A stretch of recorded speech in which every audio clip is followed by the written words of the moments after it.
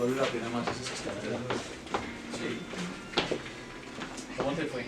Bien. Sí, uy, está súper detallado eso, ¿no? Sí. Y eso hay que mirarla a ver en el sótano cómo nos va mejor. No, pues sí, pero no Porque hay que saber la necesidad del cliente, pero si introducen todas esas preguntas ahí, y a veces hay que desentrañar.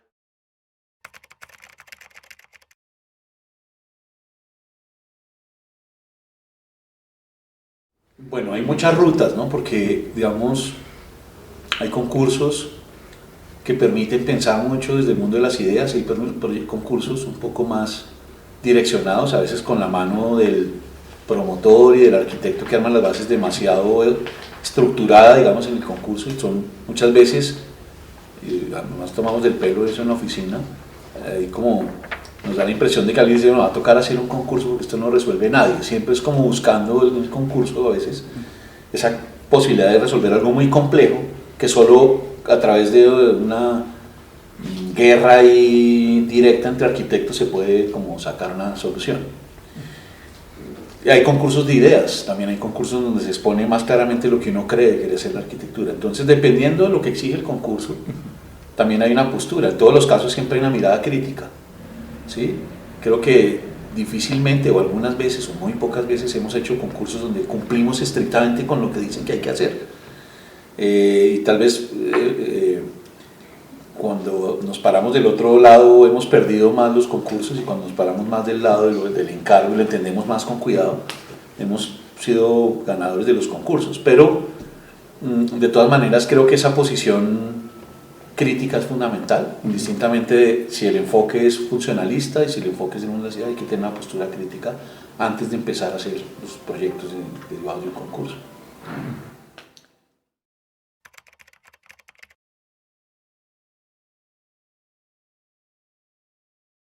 Lo que pasa es que yo creo que en arquitectura lo que he aprendido con el tiempo es que uno tiene una cantidad de herramientas para pensar y resolver problemas de arquitectura. Y tiene una manera, digamos, de ver el mundo como arquitecto. En la medida en que concilia esas herramientas con esa manera del mundo, aparece el proyecto, ¿no? Cuando hablo de esas herramientas hay proyectos que se abordan, por ejemplo, desde lo programático. Pero desde lo programático hay que pararse un poquito lejos, ¿no? Uno no se para desde lo programático realmente. Se para desde entender las actividades humanas que producen programas. Entonces, si yo me paro desde lo programático, resuelvo lo funcional, pero para resolver y aportar, sea desde la sistematización de lo que sea el mundo, desde la actividad, debo ser capaz de cuestionar el programa. También puedo empezar un proyecto desde el lugar, ¿sí? De hecho, curiosamente, la semana pasada tuve que dar una charla sobre ese tema. Me dijeron, trate de explicarle a unos arquitectos cómo se hace un proyecto, cómo lo hace usted, en una maestría por fuera de Bogotá. Entonces, bueno, me puse a mirar y digo, pues que no lo hemos enfocado, no hay como una única manera de hacerlo. Y me di cuenta, analizando los proyectos que hemos hecho, que a veces hemos sido muy fieles a la idea del lugar, a veces hemos sido muy fieles a la idea de la forma, y a veces muy fieles a la idea de la actividad. Mucho menos a la idea de la estructura. No encontré un solo proyecto que se fundamentara en una idea técnica, estructural, ¿sí? Pero sí encontré muchos en donde se relativizan las relaciones de aproximación al proyecto a través de preguntas sobre el programa, sobre el lugar o sobre la forma.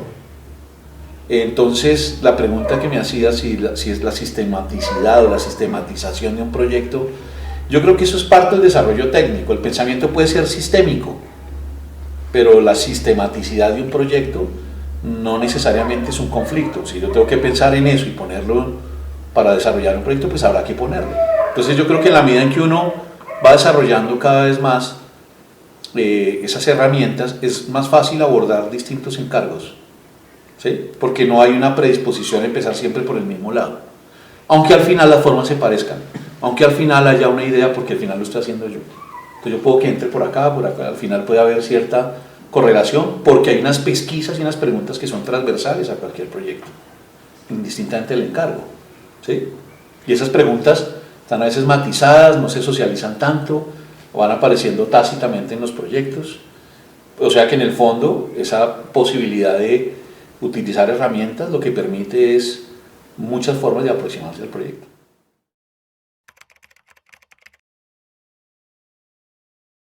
Siempre hay una teoría. Si no hubiese una teoría de una preocupación que va más allá del encargo, esto sería edilicia, sería construcciones, no tendría un sentido, digamos, producir un proyecto bajo una mirada, digamos, desprovista de una lectura crítica o teórica. O sea, yo creo que en el fondo siempre hay un pensamiento o crítico o teórico.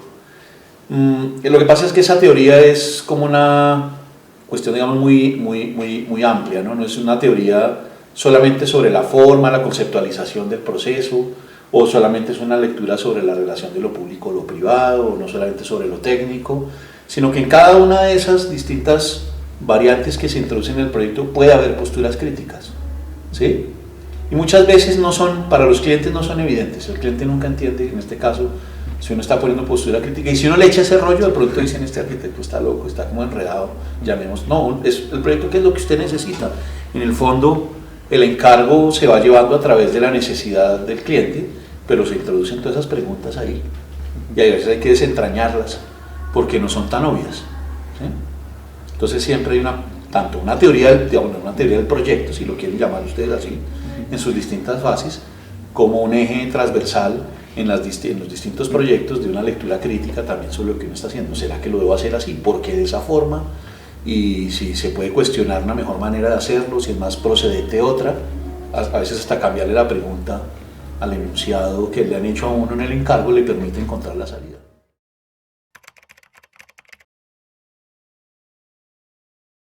Yo diría que esto además creo que es algo que miran con unos ojos críticos también algunos colegas. Yo creo que sigue habiendo un pensamiento muy moderno en la manera como yo abordo los proyectos. Es decir, esas herramientas que la modernidad puso a disposición siguen ahí, y creo que hay muchas variaciones hoy en día sobre la manera de abordar un proyecto. Pesa muchísimo el componente, digamos, de construcción transversal, por equipos, digamos, la arquitectura es un objeto a veces que ya no le pertenece tanto al arquitecto, que es como de todos, pero en eso creo que nuestro contexto no ha cambiado mucho a lo que se hacía aquí hace muchos años, aunque quisiéramos, y sigue siendo un procedimiento en el cual esta arquitectura moderna es pertinente. Y como es pertinente, yo he hecho mucho mano de los recursos que los modernos dejaron a disposición, sin repetir un lenguaje anacrónico y sin necesidad de hacer un proyecto de otra época. Seguimos trabajando con lo mismo, ¿no? Los sistemas estructurales no han sido tan paradigmáticos en nuestro contexto, puede que en el mundo sí, nuevas soluciones, otra manera de ver las cosas. Nos inscribimos entre una lógica, digamos, muy moderna en la producción. Nuestra industria sigue siendo una industria, aunque todo el mundo quiera pensar que es distinta, muy básica, ¿no? Entonces yo creo que a medida en que los proyectos beben de fuentes cercanas como la modernidad, pues cabe, por ejemplo, la idea del promenade, ¿no? Como una idea supremamente básica de hacer un edificio una experiencia, digamos, de hacer algo más en un edificio que no está en el encargo. Entonces si yo vuelvo el recorrido a algo útil, pero también lo vuelvo una experiencia dinámica, lo vuelvo algo atractivo, pues ahí está, es barato, se hace con la circulación, no hay que poner nada raro. Entonces sí, lo utilizo mucho. En casi todos los proyectos hay una idea de cómo moverse y cómo recorrer. Parte de haber estudiado la obra de arquitectos humanos, parte del hecho de la tesis sobre Salmona, o sea que hay una incidencia directa de lo que uno está mirando y de lo que uno se antoja, ¿no? De lo que hacen nosotros arquitectos para decir, yo, ¿por qué no puedo poner esto aquí? Entonces yo lo digo de manera directa, a mí no me da temor decir que hay unas fuentes de las que veo ahí directas, y que intento que se transformen, porque también les digo, no se trata de algo anacrónico, algo. Entonces ese promenade, si cabe y es pertinente, cabrá, estará en el proyecto, ¿no?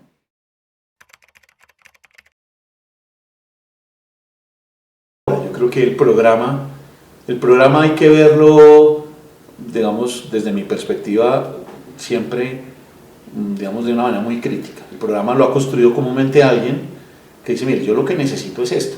Y ese alguien es o una persona ajena a la arquitectura o un arquitecto experto en construir programas.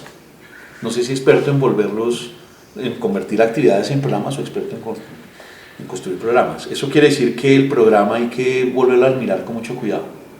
Y hemos hecho concursos y hemos ganado concursos, revisando lo programático rigurosamente para cumplir con el encargo, pero tratando de darle ese componente que ustedes ponen en la pregunta, que está detrás del programa, que es la actividad. Y la actividad es algo mucho más, digamos, humanizado, ¿no? El proceso, la parte como más sociológica del comportamiento de las personas en un edificio, es cómo se dan esas maneras de vida. Y en la medida en que nosotros logramos poner esas maneras de vida en un edificio, estoy dejando, digamos, un espacio para que se den esos rituales y no tanto una solución programática. El programa es la abstracción de esas actividades que convertidas digamos, en fraccionamientos y en pedazos, el cliente considera que ahí puede pasar las actividades. Entonces muchas veces los hemos cuestionado o los hemos debatido, digamos, o los hemos, en el peor de los casos, hasta ignorado en algunos casos para plantear otra forma de hacerlo, ¿sí? Voy a poner un ejemplo. Cuando hacíamos colegios públicos, normalmente las cifras que le daban a uno para un colegio público todas eran cuantitativas. ¿Cuánto es un sistema de circulación? ¿Cuánto miden los salones? No eran cualitativas. ¿Qué pasa en un lugar del circular? ¿Qué pasa en lo público en un colegio? Esa es la actividad. Solo cuando logramos hacerle ver a la Secretaría de Educación que era factible pensar el edificio más desde lo público, esas áreas de circulación, por ejemplo, se ensancharon hasta llegar casi al 40 o 45% en un edificio, ¿sí? Quiere decir que en un colegio, por ejemplo, el lugar de encuentro para los niños, en un colegio público, por fuera del salón, es a mi juicio más importante que lo que pasa en un salón privado y público es igual, una cátedra, pero lo que pasa de la puerta para afuera es todo aquello donde los niños están socializando. Eso no está en lo programático, eso no está concebido. Difícilmente esos lugares de intercambio, de encuentro, están concebidos en esos programas construidos por una unidad administrativa en la Secretaría de Educación. Entonces allí logramos, por ejemplo, debatir esto y lograr que los espacios de encuentro fuesen tan grandes o equivalentes a los lugares para impartir la estructura, digamos, catedrática o de la clase convencional.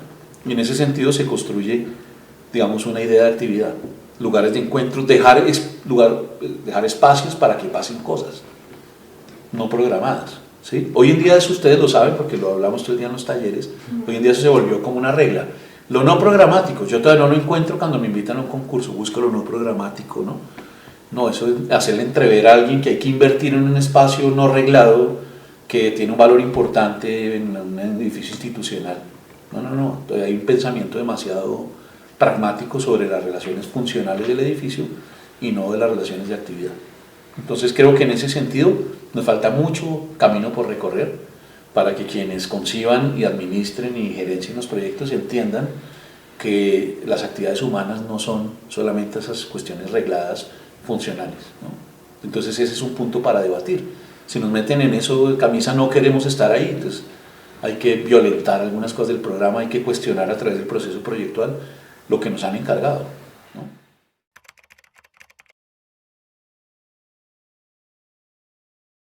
Yo creo que hay muchas, pero podría citar algunas, digamos, por ejemplo, de lo que hemos aprendido tanto, insisto, como cuando vuelvo a hablar en plurales, porque como yo no soy profesor, trato de transmitirle lo mismo a ustedes, al taller, pero lo que he aprendido de mirar otros arquitectos es que, por ejemplo, hay algo que no está encargado, hay algo que no esto me encargo, ¿no? Por ejemplo, la relación con un paisaje, que puede ser visual, o la relación con un lugar que puede ser lumínica, la manera como entra la luz en un espacio, ¿sí? Que ese pedazo del proceso es muy complejo como de, digamos, poner de entrada en el proyecto, va construyéndose. Ese, por ejemplo, es transversal en los proyectos. Siempre hay una preocupación por esa forma de producir, esa manera de llevar la luz, por ejemplo, y de indagar sobre eso. Puede que uno va repitiendo elementos, los va controlando y cuando tiene cierta destreza, entonces trabaja sobre otros. Entonces es algo que, por ejemplo, yo lo he ido tratando de aprender, cómo poner la luz, cómo matizarla, cómo llevarla al interior de un proyecto. Eso, por ejemplo, es transversal, ¿sí? Lo compositivo no lo sé, también puede que uno descubra que ha trabajado la mayoría de los proyectos y hace mucho tiempo he trabajado con los patios o, por ejemplo, en los climas más extremos siempre he tratado de producir pabellones, aleros gigantes porque considero que ahí la arquitectura es más pertinente para ciertas condiciones climáticas, y esa es una constante. De hecho, hace un tiempo yo hacía una charla donde decía, mire, cuando pienso en trópicos, mis proyectos son así, y cuando pienso en urbano, andino, hermético, tal, mis proyectos son más estos, ¿no? Entonces había como, pero era una lectura crítica sobre la misma producción. En el fondo hay rasgos siempre que están transversales, también con la materialidad, porque ahí hay un principio también ético, ¿no? Usar materiales para, casi estos proyectos que estamos hablando son obras públicas o equipamientos, garantizar que les pase bien el tiempo.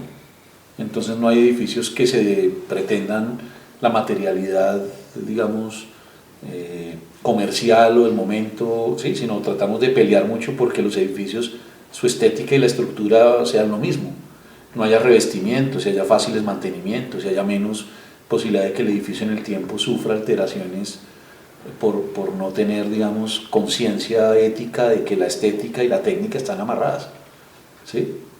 En ese sentido, hay también una constante, van a encontrar que es muy común que utilice los mismos materiales o utilice materiales de una forma muy específica para hacer los distintos proyectos.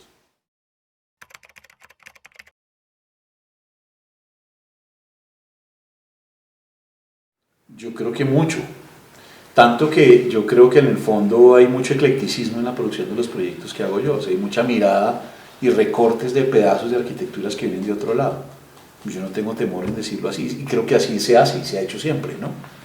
Aunque ahora hay una especie de preocupación por encontrar una especie de piedra filosofal donde el referente hacia la historia es como una cosa, digamos, ajena a la manera de hacer arquitectura, pues es inevitable, y en la medida en que eso está presente y la historia nos ha demostrado cómo siempre hay una involución de procesos y que uno ve en unas arquitecturas siempre la presencia de otras, entonces en la medida en que uno no mire la historia de una manera útil, no tanto como un erudito que recita todo lo que se sabe de la historia, sino como la posibilidad de acceder a los proyectos en el tiempo y traerlos otra vez, a temporalizarlos, sacarlos de su contexto y beber de esas fuentes para trabajar, pues ahí está, eso es lo que nos han enseñado los grandes maestros arquitectos.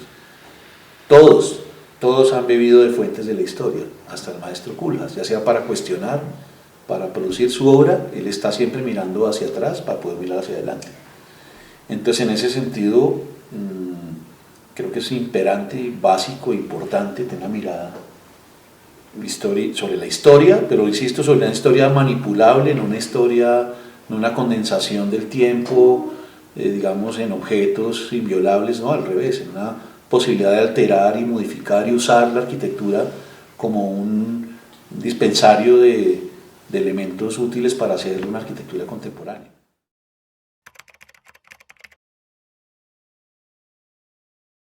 Yo creo que, yo creo que es inevitable que quien está haciendo un proyecto, de alguna manera, marca con la manera de hacer las cosas el carácter de esa arquitectura.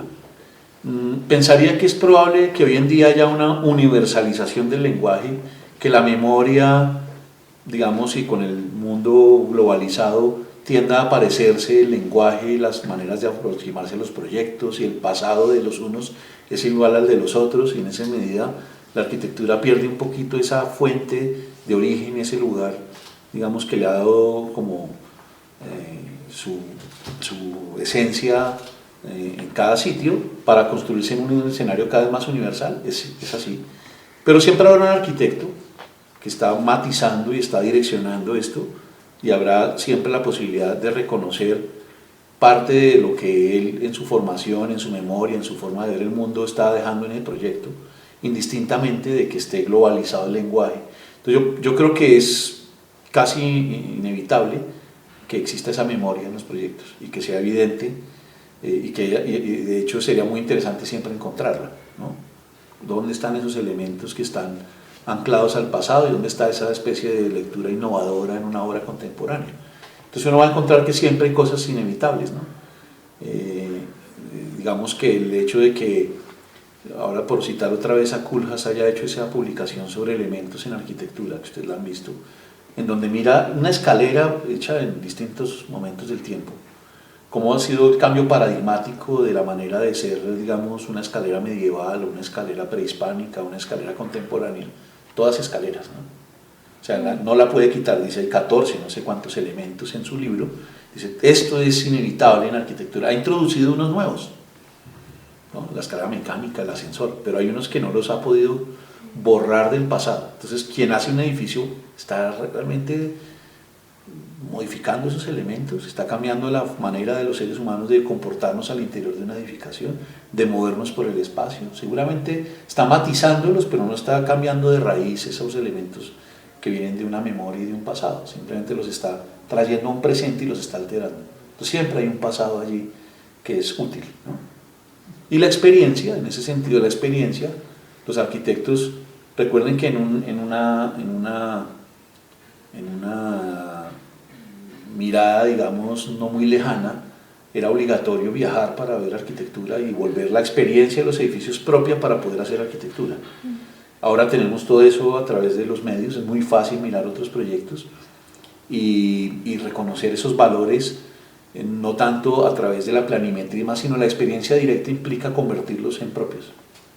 Entonces, cuando ya son míos, ya cuando yo proyecto, el haber visto cierta arquitectura, el haber estudiado la arquitectura de cierta forma, el haber viajado a ciertos sitios, va a imprimir de alguna manera esa memoria en los proyectos, ¿no? Entonces, en el fondo, es inevitable la construcción de un proyecto a través de la memoria.